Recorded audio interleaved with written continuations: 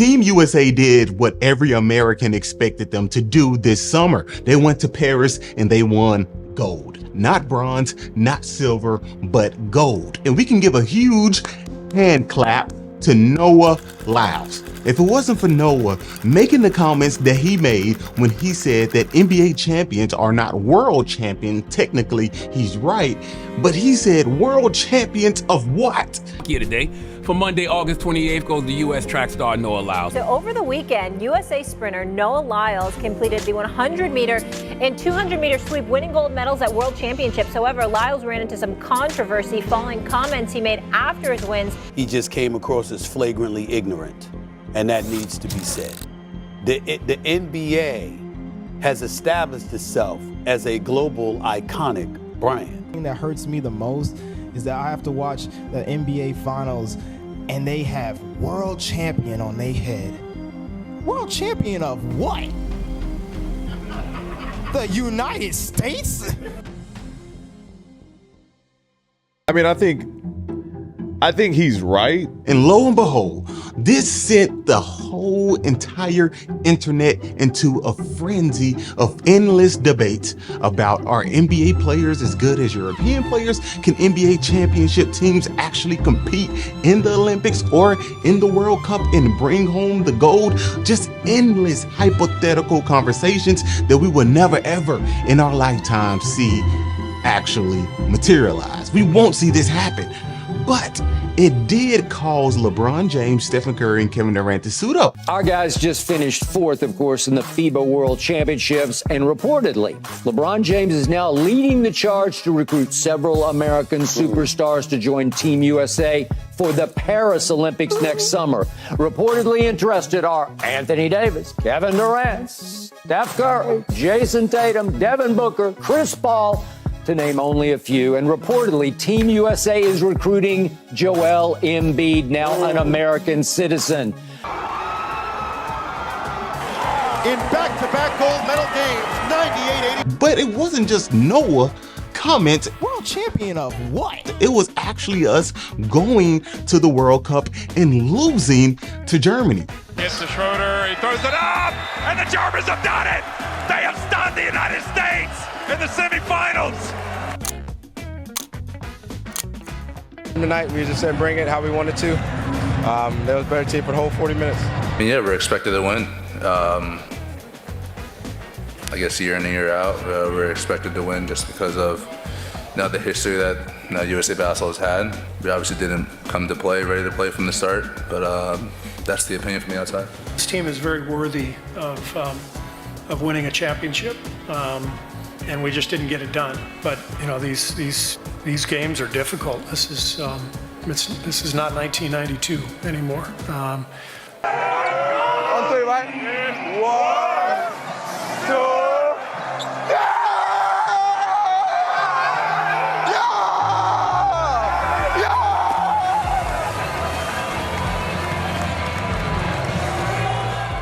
Most American NBA fans and American basketball fans, we took the Olympics more serious. We took more pride in the Olympics this summer just because of the comments that Noah Lyles made. But with that being said, they bring home the gold, and I'm proud to be an American, where at least I know I'm free.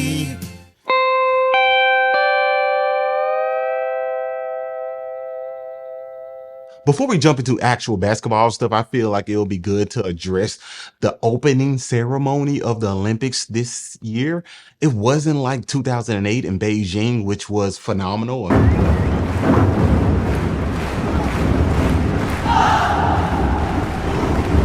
Amazing. They put a lot of work into that opening act. This act right here just caused a ton of uproar when it comes to believers being upset of the mockery of the depiction of the Last Supper.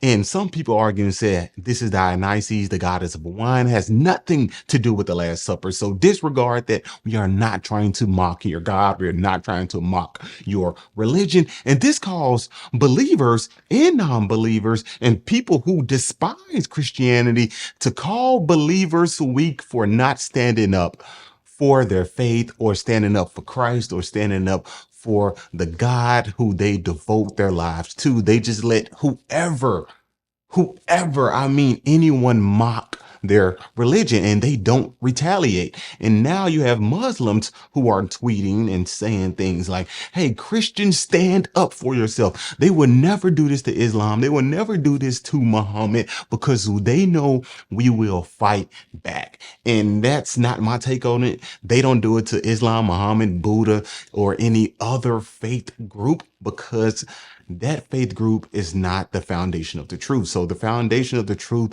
will get mocked, and Jesus himself was mocked when he was on this earth. Hello, do you remember? He was spit on, he was mocked at, he was slapped in the face, he was treated like dung. Yet he did not retaliate in any manner, in any fashion. And this is not my words. These are clear words from Peter himself. Let's read it. 1 Peter 2:21, for you have been called for this purpose, since Christ also suffered for you, leaving you an example for you to follow in his steps, who committed no sin, nor was any deceit found in his mouth. And while being reviled, he did not revile in return. While suffering, he uttered no threats, but kept entrusting himself to him who judges righteously. Let's entrust ourselves to him who judges righteously. We don't have to revile or mock for mock or insult for insult. We don't have to do that. So Christ is not calling us to do that. So when we see these people who are non-believers or even Christians saying, hey, I'm gonna mock back too. Let's mock back. I'm about to roast this lady on the screen. I'm gonna call her fat.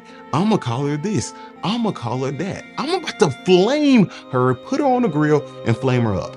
We don't have to retaliate like that. When we do that, we are mocking the very teachings of Christ, and we are saying that somebody who is not a believer is mocking our religion while we believe in this Savior, in this Messiah, and we are mocking his teachings by mocking someone else when he said we don't have to do that. Let's follow in his footsteps. But no, we want to mock back. We want to feel emboldened. We want to feel empowered, feel like we are fighting for Christ, right? But Christ doesn't really need me to fight for him. Now, do we defend the faith? Okay. Do we participate in polemics? Yeah, we can do all of those things. But when it comes to mockery or mocking others back, I'm not saying there's not a place for that. It can be a place for that. That is a very dicey subject. We'll have to take an entire video to dissect and to digest and to just examine. Don't have time for that in this video, but Christ is calling us to be like him, an example of God in the flesh who came to dwell amongst men, who set aside his glory. And while he was on the cross, he did not say, okay, God, strike these people. He said, Father, forgive them because they don't know what they're doing. That's the heart of Christ. When he was getting mocked and spit on, he did not retaliate. He could have summoned a legion of angels, as he stated, but he did it. He said, you know what? He will take the suffering on our behalf and forgive those who caused the suffering upon him. So that's the type of heart we are to have towards our believers and non-believers, towards the religious and non-religious. Now, switching over to Team USA, I am not surprised that they won gold. Nobody's surprised that they won gold. The only thing that was surprising was not seeing Jason Tatum play. He set out 2 games, and this caused a bunch of mess on Twitter, on the internet, calling for Steve Kerr's job, his neck, saying he doesn't know how to coach. But in all reality, this is the same Jason Tatum whose jumper has just escaped him. I mean, it ran away, and it's ABB out right now for Jason Tatum's jumper. We cannot find it. He has not been hitting his jumper at a consistent rate since the start of the playoffs. Goal percentage and his three-point field goal percentage take a dive during the playoffs from where they were during the regular season. Tatum has shot below 40% from the field in 4 of the 6 games that he's played in this postseason.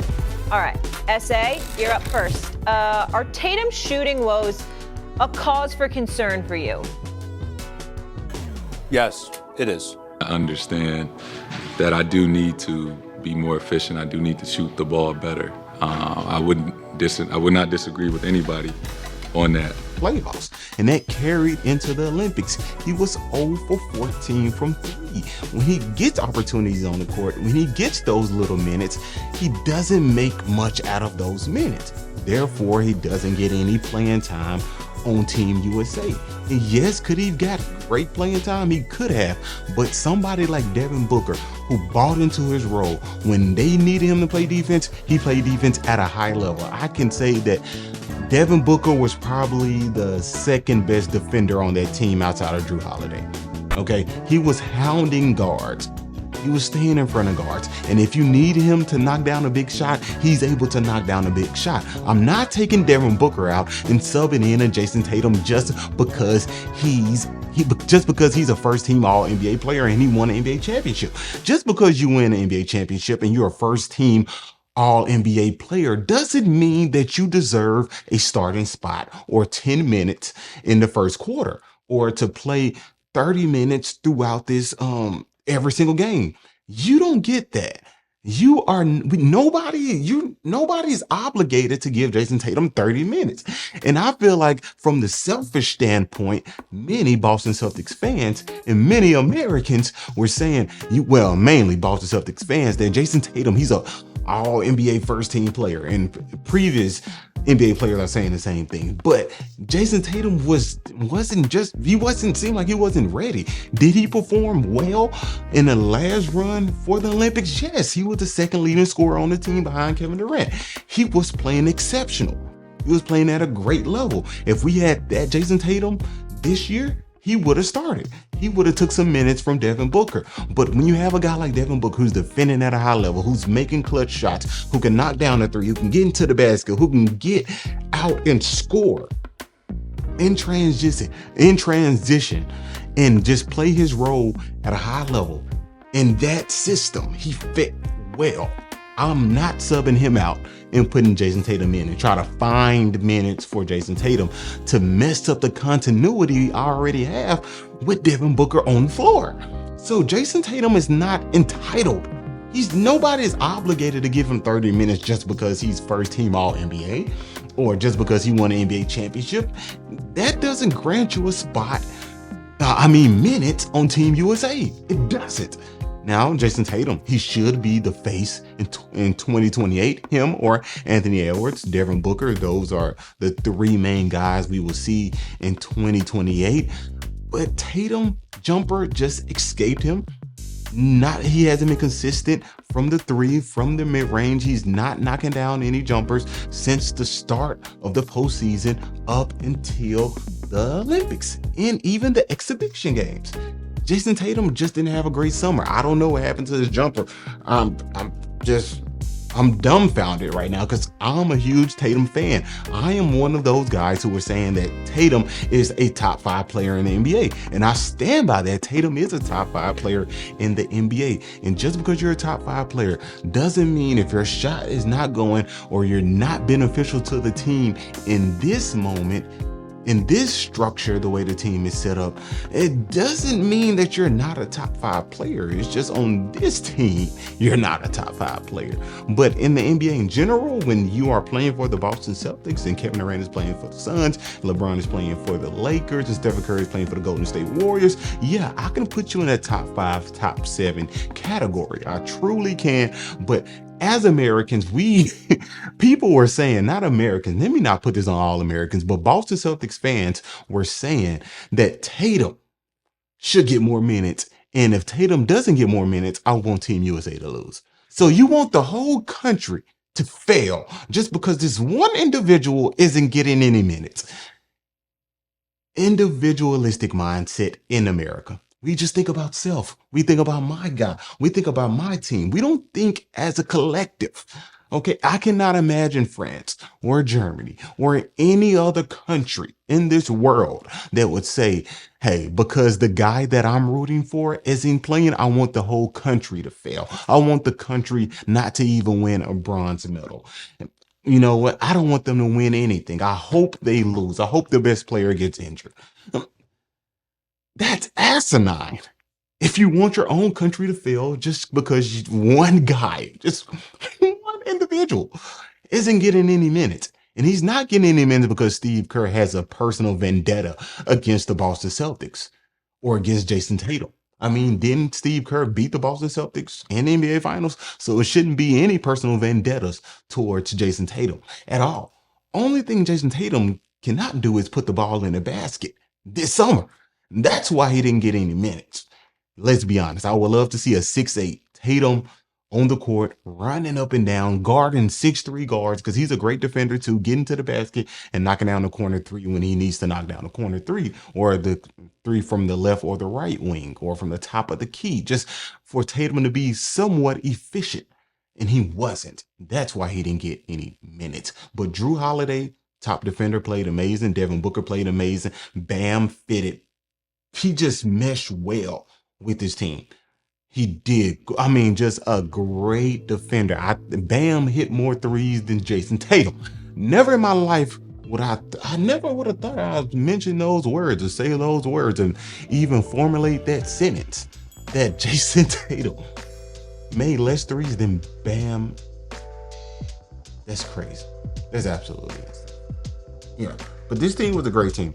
They worked well together. Defense was phenomenal. To see LeBron James in the gold medal game guard Nikola Jokic at the age of 40? At the age of 40, guard Nikola Jokic? Just great defense in the post. I was phenomenal by LeBron. I was kind of weary at the beginning. I feel like, man, maybe he's throwing Steph off, but Steph wasn't making any shots at the beginning. Those last two games, great, phenomenal. One of the best 2 games of his career, in my opinion. Put a stamp on his career as one of the greatest point guards of all time. That was already there. Let's be honest. The debate is now, is Steph Curry the greatest point guard of all time between him and Magic Johnson? I can let you guys debate that in the comment section below. Let me know if Stephen Curry is a better point guard than Magic Johnson. But anyway, Kevin Durant is a guy I want to talk about, because Kevin Durant this is unusual. You don't see this from any other NBA player, and I never seen this from any NBA player. You guys let me know if you've seen this from an NBA player in the comment section below. He's injured. Let's say this NBA player is injured, and he comes back, and he doesn't miss a beat. Name me an NBA player that you've seen like that. Kevin Durant did that when he got hurt in the NBA Finals, right? I mean, he got hurt before the NBA Finals. He got hurt when they were playing against the Houston Rockets, and James Harden still couldn't pull it off against Steph, Clay, and Draymond. They end up winning in 6. But Kevin Durant comes back against the Raptors. See, this dude hasn't been playing basketball. He's been out for a while, and he's 100% from the field, efficient until he gets hurt again. Fast forward, he goes to Brooklyn. He sits a year out. He comes back after that year. He looks better than ever before. Name me a player that came off an Achilles injury and he seemed like he didn't miss a beat at all. Only thing that I must admit, that Kevin Durant just doesn't go to the rack as much as he used to before the injury. Prior to that injury in Golden State, Kevin Durant used to attack the rim. He doesn't attack the rim with vigor anymore. He's mainly getting to that mid-range, hitting 3-point shots, posting up a little bit more now. But Kevin Durant is still Kevin Durant. In some cases, I feel like he's an even better player than he was before he got hurt in Golden State. That's something you just don't see from any NBA player, in my opinion. Name me an NBA player that you have seen with your own physical eyes, whether in person or on TV screen, on YouTube, on playback, on rewind, whatever. Let me know. I never seen anybody get hurt and not miss a beat. This dude was hurt in no exhibition games. He didn't play with his team. You just throw him in there the first game, he goes 100% from the 3-point line. I mean, he didn't miss a shot. This is why people say that Kevin Durant might be the best NBA player of all time, and that you can just roll out a ball and he is the best player. If we just talking about, hey, just roll out a ball, put a guy on any team, Kevin Durant will still be Kevin Durant. He doesn't need a system. He doesn't need a system at all. And I feel like in most players, they need a system around them. Kevin Durant doesn't need a system. He really doesn't need much space, and he can get his shot off. Will he be as efficient with less spacing? No, he won't. If he has less space, he's not shooting 54% from the field. Maybe he's shooting 45, 46, I'll say 40, about 47% from the field. This is just a great example. This Olympics, Kevin Durant, no exhibition games. He didn't practice with his team. Just throw him in there 100% from the field. Mesh well, played great through this entire run. So that's one thing I definitely want to point out. And also Anthony Edwards, we see now just after this Olympics, the torch will be passed to Anthony Edwards. If he can keep his image together off the court, okay, if he can keep that together off the court, and he doesn't get into any type of mess, okay, if he can do that, this dude, the crown will get handed to him. But we have to wait and see if that will happen. And LeBron, he did what LeBron does, triple doubles, played great defense, like I mentioned, against Nikola Jokic in the fourth quarter of that game. That was man, that was phenomenal. That was phenomenal in that Serbia game. Just being able to guard one of the best players, or arguably the best player in the world, in the post on a couple plays, it's great, man, to see at the age of 40 years old. But Stephen Curry is he's the star that shines during this entire Olympics, because we all know the big glare around Stephen Curry his whole career is Stephen Curry clutch. And even after winning the clutch award, I still don't think that validated him as being a clutch player, because then people just refer to the playoffs. Like, okay, regular season, okay, he can do that, but in the playoffs, he chokes. When it matters, he chokes. Regular season doesn't matter, so therefore that clutch award doesn't matter. Therefore, Stephen Curry is not clutch.